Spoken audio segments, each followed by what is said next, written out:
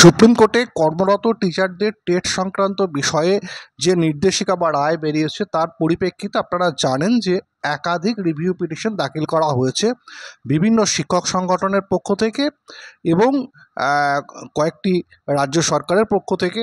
এর মধ্যে একটি গুরুত্বপূর্ণ যেটা হচ্ছে তামিলনাড়ু সরকারের পক্ষ থেকে যে রিভিউ পিটিশন দাখিল করা হয়েছে, সেখানে যে গুরুত্বপূর্ণ বিষয়টা তুলে ধরা হয়েছে সেখানে বলা হচ্ছে TET mandate should not apply to teacher appointed before 2010, অর্থাৎ 2010-এর আগে যারা নিয়োগপ্রাপ্ত হয়েছেন বা যাদের চাকরির নিয়োগ প্রক্রিয়াটা শুরু হয়েছিল তাদের ক্ষেত্রে এই টেট অ্যাপ্লাই হওয়ার কথা নয়। কারণ এ ব্যাপারে যে গুরুত্বপূর্ণ পয়েন্ট তুলে ধরা হয়েছে সেটা হচ্ছে 23শে আগস্ট 2010-এর এনসিটির নির্দেশিকা।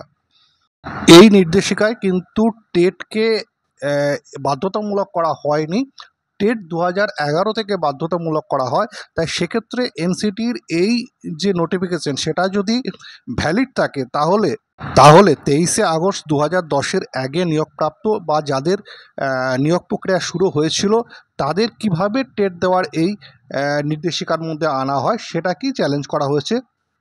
এছাড়া 2017-এর এনসিটির যে অ্যামেন্ডমেন্ট, সেই অ্যামেন্ডমেন্টের বৈধতা সংক্রান্ত বিষয়েও চ্যালেঞ্জ করা হয়েছে বিভিন্ন যে রিভিউ পিটিশনগুলো উঠে এসেছে।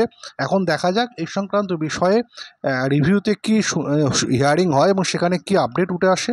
এনসিটি এই ব্যাপারে কি পদক্ষেপ গ্রহণ করে বা তাদের ভূমিকা কী থাকে সেটাও এখানে সবথেকে বেশি গুরুত্বপূর্ণ।